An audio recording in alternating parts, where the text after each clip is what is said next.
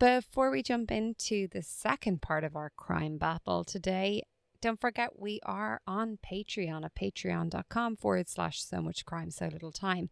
Join us there, become a member, help support us making this content. You'll get early access to content from upcoming shows, as well as teasers for what shows we'll be covering in the future. If you want to listen ahead, we'll also give you access to other fun stuff like swag and maybe some shout outs on this show. Really, whatever you want, you let us know. We'd love to have you. We have lots of stickers. And while you're at it, don't forget to tell your friends, spread the word. So much crime, so little time. This is where you should go to figure out what your next true crime podcast should be.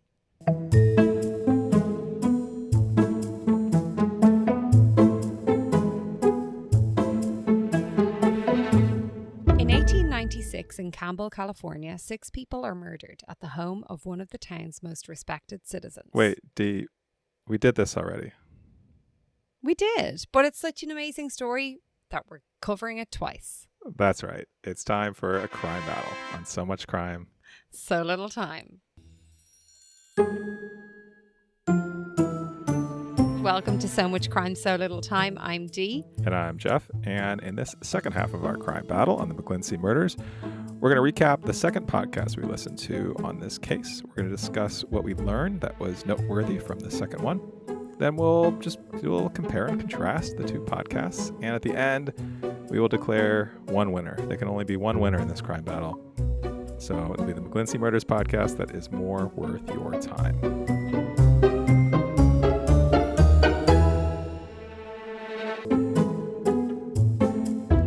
Let's do a quick review of the crime. If you want a more in-depth review of the crime, please go back to part 1 of the crime battle. To begin with, we go through the overarching story and what unfolded that evening. And then we dig into Dark History's take on the crime itself. But for now, let's just give kind of a really quick overview. Yeah, so this was a crime, as we've said, happened in 1896 called the McGlincy Murders. Happened in Campbell, California, which is just outside of San Jose. Basically, short version, 6 people get murdered one night in May of 1896. Everyone knows the guy who did it. He's this guy named Dunham. He disappears into the night, heads off into the hills outside of what is now Silicon Valley, never to be seen again, or maybe to be spotted here and there again, but definitely never positively brought to justice. So that's the super short version. Did I miss anything? No, I don't think so. As I said, if you want a more in-depth review or overview of it, jump into part 1 of the crime battle. But for now, let's jump into the crime capsule. So today we're speaking specifically of how the podcast Crime Capsule deals with this crime. Crime Capsule is hosted by Benjamin Morris. It features interviews with crime authors, specifically those from Arcadia Publishing, and it's been going since 2021. The 2 episodes we're discussing that are on this case are from May and June of 2022. This was from a series that they did on getaways, fugitives, and flights from justice, which seems to fit this case. And so the author being interviewed is a guy named Tobin Gilman, who I believe is a Bay Area native, I think actually from San Jose. And so he wrote this book called The McGlincy Killings in Campbell, California, in 1896 Unsolved Mysteries, which was actually the genesis of us choosing this as a crime battle. I saw that book on a store shelf. I was like, that seems like a case for us. Let's tackle that. All right. And what's interesting is actually Tobin Gilman, who wrote the book, as you said, Jeff, had connections to Campbell. And I think his dad actually had a building or a premises on McGlincy Avenue in Campbell, which is very interesting. And basically one night he went and he heard about this story, but he didn't know about it before then. And it was upon hearing about it that he decided, I need to get more information. I want to hear it and learn more about it. And that's the reason behind why he decided to go ahead and write the book, which I found fascinating. I've said this so many times, I love when there's a bit of a connection, and I loved that connection here. So right from the start, Crime Capsule coming in with a bit of an edge on Dark Histories has that local connection, which maybe it's an unfair advantage, but I mean, that's the nature of the show. Battle's a battle. So we've got that. But the other maybe potentially unfair advantage is the two voices. The interview setup, I think. I don't know. What do you think? I thought it was quite it created a more engaging. It was a more engaging format than what we had heard in Dark Histories, I thought. Yeah, I mean, I think I'm partial to the interview format for a podcast. The two voices thing, I mean, some of my favorite podcasts, like this one, are the two voice like ours. Yeah, if this was just you talking, I think I probably wouldn't listen. I mean, most of this is just me going on random tirades and rants. If it was just me talking, I definitely wouldn't listen. Let me put it that way. No. But yeah, no, I think it's so the format of it, I think, is just naturally more engaging. That's fair to say from the start. I also think, and it's kind of funny because I think the premise of this podcast, where it's a guy just interviewing authors from seemingly all the same publishing company, it's kind of a dry premise, I would say. It's dry, but it's really interesting. Yeah. When I read it was the same publishing company, I was like, this seems weird. But the idea of him interviewing authors about true crime, loved that. Loved that idea. But yeah, the same publishing company seems weird. How did you feel about Benjamin Morris, the host? What's your take on him? Yeah. I loved them. I thought they worked really well together. I would definitely, not to jump ahead, but I would definitely love to listen to another episode where he interviews another author, because I'm unsure whether I just found their dynamic quite good. I felt like they bounced off each other quite well, and I found that I wanted to hear the questions and I wanted to hear the answers that were coming from it. Yeah, they seem to have a pretty good rapport, like a natural rapport. Yeah, and do you know what? Some of the questions that were being asked were just very interesting. Like, I never really thought about it. One of the interesting facts that isn't really it's not really explored that much in Dark Histories. No, sorry, to note, first of all, Dark Histories is over one episode and this is over 2 episodes. So that's another advantage, I think, that this Crime Capsule has, in terms of it's got kind of more time. But it is discussed how Dunham has a getaway vehicle. So he rides off on a saddleless horse, but then he also hides a bike close by to jump on. He never got to the bike itself. Right. But because they start talking about that, they start talking about biking at the time and how it was very popular in the area, even though it was quite hilly and could be quite tricky. And there was bike clubs, and even Dunham was in a bike club, and this kind of extra tidbits. And I don't know whether it's because we're living close enough to that area that I found that part interesting or not. I don't know. No, that's the kind of okay, you're right. It's hard to remove my bias from this, but I think that was the kind of interesting, totally sort of superfluous to the story, but interesting anecdote that I think added some color that was really nice. And I think you can't, when you're hosting a show and you're not from the area, you're not going to know those things. And I think actually, the host, Benjamin Morris, didn't really know. I think his presumption was, he hears about all the hills in this area, which is true. It's surrounded by these mountains of different types and different sizes. That's not a good, not an easy area to cycle. But do you and I know most of Silicon Valley is pancake flat and is actually fantastic for easy biking around. So I can imagine even in those times before there were a bunch of paved bike trails and things, it was still a great place to bike. This is true. I was Googling Mount Hamilton. Have you hiked it or gone up there to an observatory or anything? No. So Mount Hamilton is, you can see it from just about anywhere you are in the South Bay area in Campbell or Santa Clara or Sunnyvale. And so at the top of it, that was another thing that I didn't know that I was really interested. So I knew that Lick Observatory, so this somewhat notable observatory, is at the top of the mountain. I didn't know it was built in the 1880s. So at the time of this crime, it already existed. Which, wild. Yeah. I also my association with Mount Hamilton, other than knowing that there's an observatory that I keep meaning to get to and never get to. It was interesting to hear from the author about how he talked about how he rides motorcycles and how even today, that road is a kind of treacherous road to go up. My other association with it is that it doesn't really snow in Silicon Valley, but it does snow at the top of Mount Hamilton. So at different times in the winter, like you'll look up into the hills and you'll see snow up there, which seems weird because it's not that big of a mountain, right? Like it's not like the Rocky Mountains or something, but it is high enough that it does get snow in the winter. So yeah, he painted, I think, a really good picture of it. For even though I've lived here for a long time, never been to the top of it. Really want to go. I feel like field trip, true crime tourist. I'm like, there's a few places I want to visit now. I definitely want to go to like observatory. I was looking up Mount Hamilton to see how long the hike is. How long of a hike is it? I was confused. I didn't land on an answer, but to be fair, I spent about 2 minutes looking for it. But do you want to go looking for the body of Dunham? Yeah, I'd say we could find him. We'd be good at this. Would we? Yeah.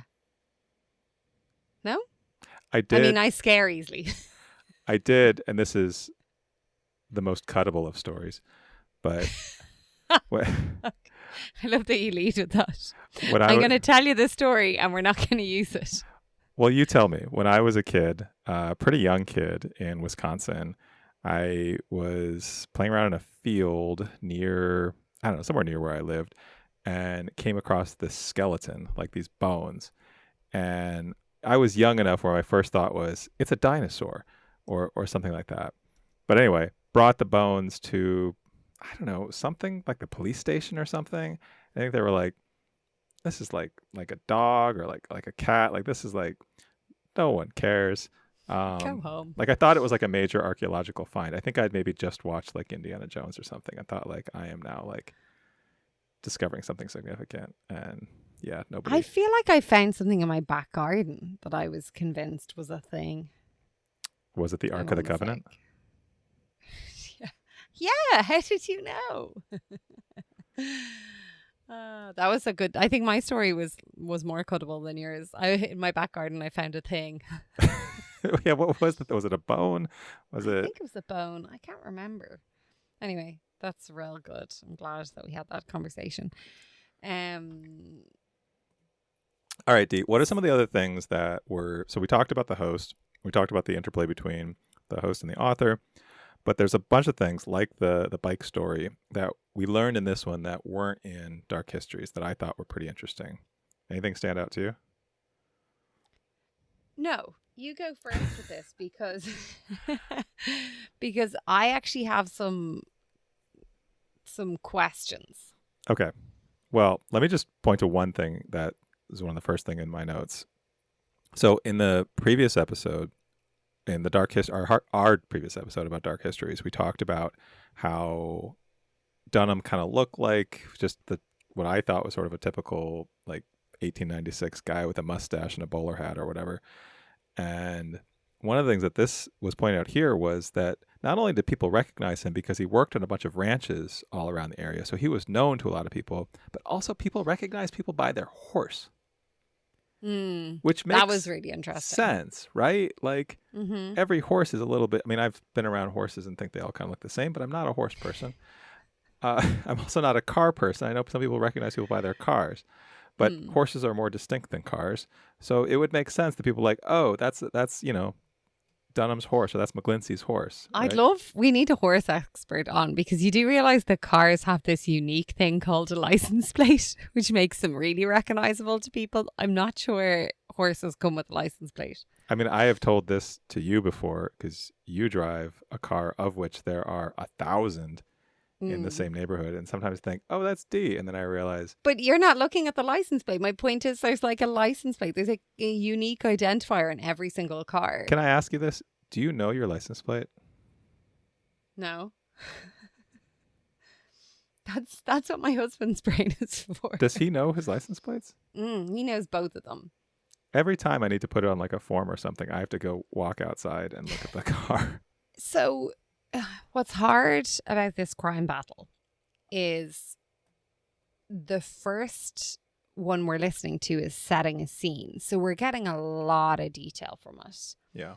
I kind of wonder if we listen to these, if we flipped the order. So we listen to Crime Capsule first. Are we going to say, why are they telling us about Mount Hamilton? Why are they talking about bikes? He didn't even use his bike. I want to know what happened. This one seems a little bit more storytelling. These are the characters, and they actually use the word characters a number of times. And this is like what's going on. And even in some of the statements that Gilman is making, he said at one point he calmly walked into the room to kill his wife. You don't know that he calmly walked in. Yeah, that seems like conjecture. They could have had a fight. Like, he, you know, like that's it's kind of, there's just a few things here that annoyed me, but I think things that didn't annoy me in this one, I'm wondering whether it's because I already got the information from the other one. I've spoken multiple times about how I don't like added information. Yeah. In podcasts, like information that's irrelevant. And we do get that here, and I didn't mind it. I wonder, did I not mind it because of the order in which we listen to them? I think that's an interesting thing to think about. Actually, that reminds me of a question I wanted to ask you. One of the discussions that they had was whether, so the author, Tobin Gilman, labels Dunham a psychopath. And then I thought it was really interesting how they kind of paused and talked about, like, is that the right term for him? And what is the definition of a psychopath? And I feel like Gilman sort of walked it back, but then he kept using the term, which to me seemed like it's a strong word, right? Like it's a loaded word. And like the fact of the matter is, there's a lot we can assume about this murder, but there's a lot that's just unknown and will forever be unknown. Right. And I don't necessarily, I think you can say potentially blah, blah, blah, but I don't think you can actually fill in those gaps. Yeah, I think that's true. And like, by all accounts, he had, and like Gilman does say this, but like at the start of the marriage, it appeared that Dunham really was trying to make something of himself and really was trying to make the marriage work. I don't know. Like, it's not as if he was just, not that he isn't an awful person. He did horrendous things, but do you know, it's not as if he was consistently just this absolutely vile character. Like, it did seem like there was elements of goodness coming through. Yeah. Yeah, and I think that's maybe one of the things that I was a little bit frustrated with, because as much as this one filled in some of the gaps that I had from the last one, it's still, I don't know that if we had flipped it, I don't know that this is a complete story. Oh no, I think we would have had way more questions. And I genuinely think that Dark Histories, if we had listened to that second, we would say, oh, that actually filled in so much context. It gave so much context about X or Y or Z. Yeah. Yeah, I definitely think. There was another thing that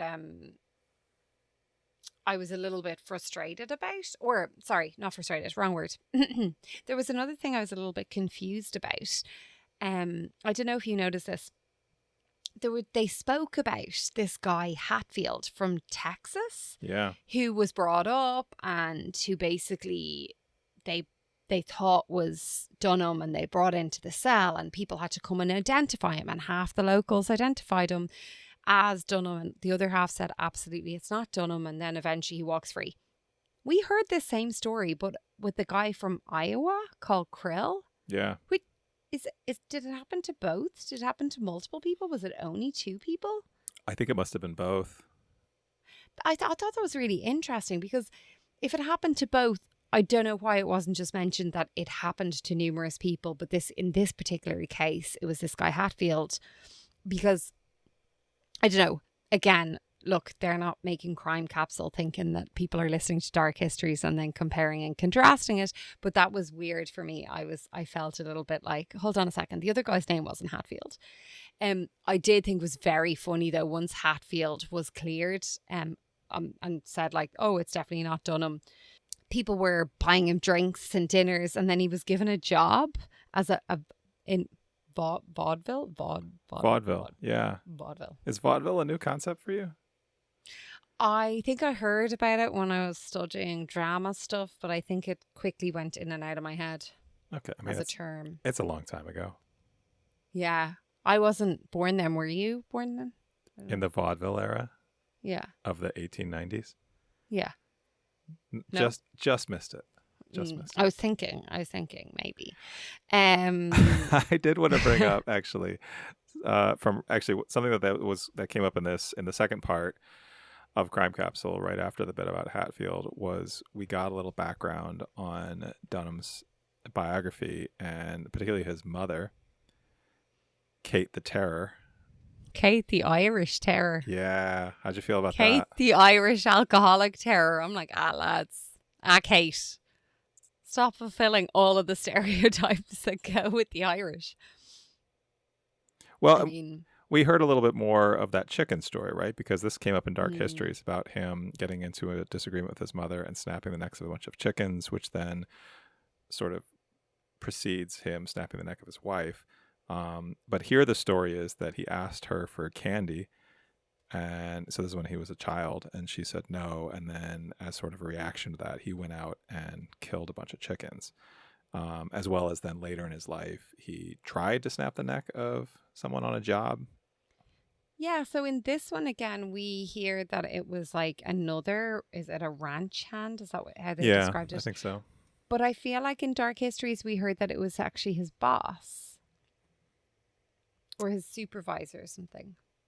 Yeah, I'm not sure. I mean, these are small details, I guess. I mean, not to them, but it was also 130 years ago. Yeah, this is true. I just don't know where you'd get the discrepancy. Do you know, either you're saying it or it's alluded to that he did this. And in neither podcast did they say it's alluded to. It was. Well, I don't know if we mentioned this in our coverage of Dark Histories, but I looked at the show notes for that episode, and this book, Tobin Gilman's book, was the primary source for Dark Histories. That's interesting. Or April. It was. I think it was listed first. I think it was the only book. I think he also cited some like newspaper articles and things, but he definitely was referencing this book. Interesting. Yeah. Yeah, I don't know. I just found that interesting. I was thinking with the Hatfield Krill thing, like with Hatfield being given so much and then he was given a job and he was all excited and stuff. Imagine he was Dunham all along. Because one thing that comes up here that I thought was interesting was that it's noted how much he adored his son. Mm-hmm. And obviously, but I actually thought that it was clear in this podcast what the motive was. I don't think they made it as clear in the last podcast what the motive likely was. Oh, that Dunham possibly committed all these murders so that his son, Percy, who was a baby at the time, would inherit the McGlincy estate, the fortune. Yeah, I thought that was clear in Dark Histories, but I didn't think it was clear as to what his plan was because of the suicide note and everything like that. It was very confusing to me in Dark Histories, whereas here they were like, okay, so he was planning to get away, come back and find the bodies. Oh, yeah, which was with the bike plot. His neighbor caught him on the way. And then he obviously didn't manage to kill that last, what was your man's name? Begin with G. The guy who hid in the barn. Yeah. Yeah, I don't remember his name. Okay. I didn't write it down. So obviously, like, I just thought that was clearer in this than the other one. But what I was going to say about his son, because he obviously loved his son so much, say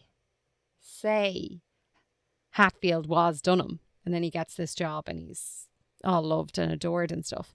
Wouldn't it be great because he could keep an eye on his son? Well, it would be. That also gets back to our question of the week from the last episode about would you take off or would you stay in the area to keep an eye on things? I mean, we didn't actually talk about that, but maybe he wanted to stay in the area to keep an eye on what happened to his son. Yeah. Hide in plain sight. Well, and also in Dark Histories, we didn't really hear what happened to his son, but here we do, right? So we heard that he got adopted. Interesting. Yeah. But here we find out that not only did he get adopted, but that when we learned from, I think it was a Social Security application, that he, when he listed his parents on that application, he listed Hattie, so his birth mother, but he didn't list Dunham as his father. He listed his adopted father as his father on that application. He also listed his mother using her maiden name, which I thought was interesting. I was wondering whether it was to distance himself from the whole event, although maybe he didn't know about it. Yeah, we don't know that he knew. Mm-mm. Yeah. Also, related to Dunham's family, I thought it was an interesting fact about how Dunham had siblings who changed their name to sort of escape the notoriety. And then also his sister died pretty young and is sometimes referred to as the seventh victim. They say that she died of consumption, but also kind of a broken heart, which I thought that wasn't in Dark Histories at all, I don't think. Mm-mm. Another discrepancy that I found odd was before the murders, it's mentioned that Dunham spoke to a local lawyer about the estate and what would happen in this case. But it wasn't a local, from Dark Histories, we hear that it's a lecturer of one of the classes he's taking. I suppose it could have also been a local lawyer who was the lecturer. Could be both. You know what's funny about that? This came up in an episode we did. I don't even remember which one it was. We've done a lot at this point. But I had just watched Killers of the Flower Moon, which is set later than this. But you know, still it's set a long time ago. And there is almost note for note a scene in that movie, and I presume in that book, like this, where someone basically goes to a lawyer and says, hey, if this were to happen, which is similar to this crime of like, if this person were to get murdered, would the kid inherit? Like basically how would the inheritance work? And yeah, I mean, I'm wondering how often this happens where someone goes to a lawyer and kind of like talks through their plan of some type of murder or crime, and just to see like what would happen legally if I did this, hypothetically. We did discuss this before. Yeah. I brought it up.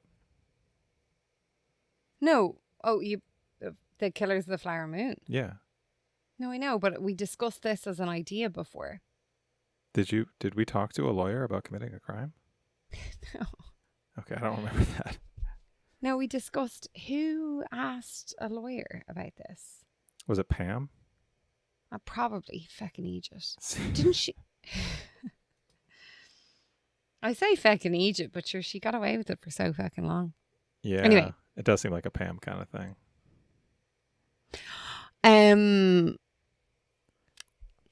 Where are we on the list of Dee's rants? No, I was only joking. Oh. Also, I definitely didn't have loads of margaritas earlier also. I do have another question for you. Go for it. So towards the end of the second episode, we hear about, and I forget who it is that he's referring to, about doing sleepovers. Oh my God, I had this question down as well. Okay, so the McGlincy house. Do you know what it is? What? Is Gilman is giving a talk in the area about his book. And he said like he kind of had a bit of a play with it, saying, you know, for a while before the ranch and the house were all demolished, every whatever date it was. What was the date again? When the house was demolished? Yeah. In like the 60s. No, what was the date that this happened? Oh, on May 26th. May 20. Oh my God, that's the day this episode came out on Crime Capsule. Is it? Yeah. Okay. That's. I told you May 26th. That was 26th of May. Yeah. That's definitely intentional. But anyway, he said on the 26th of May, every year these sounds are heard, these screams or whatever from the house. I know people fire off guns. Okay. Is that it? Right. Yeah, something like that. Or they call the police and report gunfire or something. Gunshots. But he leaves a dead silence, and then some L fella in the audience is like, "That's probably kids with firecrackers." But anyway, this guy that he got talking to in the audience then said he lived from the area. God, this is so. I give too many details. Don't I? He was from the area, and he was still alive, or he was still alive. Sorry. He was, in the meeting, he was still alive. He was saying before the house was demolished, he was saying that he remembers the house before it was demolished and how some of his friends, they used to dare each other to sleep in the room of the murder of Hattie McGlincy overnight. That's pretty much it. Would you sleep there? Oh, hell no. How much would it how much would you be paid to sleep there? Oh, I could be bought for sure. Oh, really? Okay. But for free? No. How much do you cost? Go on, give us a number. Oh, gosh. That's a good question. What's your fee? Well, let me ask you, would you do it for free? No. Okay, can you be bought? It depends how big the number is. So we're talking about sleeping overnight in a room. Am I on my own? I think, and this is not just where I think Hattie and her maid also got brutally murdered. So I can bring my maid. I can't leave that in. Sorry, cut that out. So I can bring someone with me. No. Let's say you had to do it alone. Oh, Jesus Christ. I would do it for a reasonable amount of money. Yeah, but what's reasonable amount of money? Let's say in the, I don't know. I'd do it for the low thousands. Is that like 1,000? Yeah, I'd do it for $1,000. Really? Sure. Would you? No. Okay. I'm more expensive, definitely. I wouldn't do it for 1,000. So, Jeff, have we come to the end? That was spooky. Yeah. Have we come to the end of the battle? I think we're at the end of the battle. So, Jeff, we seem to be at the end of the battle. The battle has, in fact, happened. So, who won?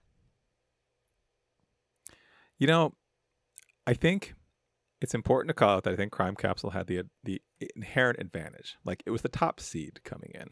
There were 2 episodes that had more time to cover more story. It had an interview with a local author. The local author being local was a big advantage. But I still think we got to give it to Crime Capsule. I think it was just a better version of the story. I think they were both good, and I think there were things I really liked about both. But I'm going to go with Crime. I think definitely I go with Crime Capsule. How about you? Yeah, I agree. I was really, while I was trying to make this decision, I was really trying to figure out, is it the order? And I do think that has a part to play in it. I feel like Dark History had a lot more work to do for us because we didn't know anything, whereas Crime Capsule, we knew the story in quite a bit of detail, but I found it just more engaging. The 2 voices together, there was a lot more color in their voices. There was a lot more kind of interesting tidbits that I found overall. I found the scene setting really good. And yeah, I think if I had to choose either Crime Capsule or Dark Histories to listen to another episode of, I'd be choosing Crime Capsule. So if someone out there is listening to our second episode about this and has not yet listened to Dark Histories or Crime Capsule, we're going to say go listen to Crime Capsule. Yeah, I think so. And also send us your thoughts, because if you've only listened to Crime Capsule, maybe you'll have a different outlook on it than we do. Yeah, definitely love to hear that. You can email us at somuchcrime@gmail.com or message us on Instagram. Also, I think if we do this the next time and there happens to be a story, like maybe we go to some type of playoff system down the road where we do a Crime Capsule and another podcast where we do Crime Capsule first, and we see how that goes. Ooh. Dun, dun, dun. That seems like a good idea. All right, we'll file that one away. Surprising. Well done. Good idea, Jeff. I did think, this is such a side note, Crime Castle, I thought it was an interesting premise for the show to have Crime Capsule interviewing the authors. And then as I was writing that sentence, I was like, oh, this conversation came up recently. I want to know the answer. Do you say premise or premise?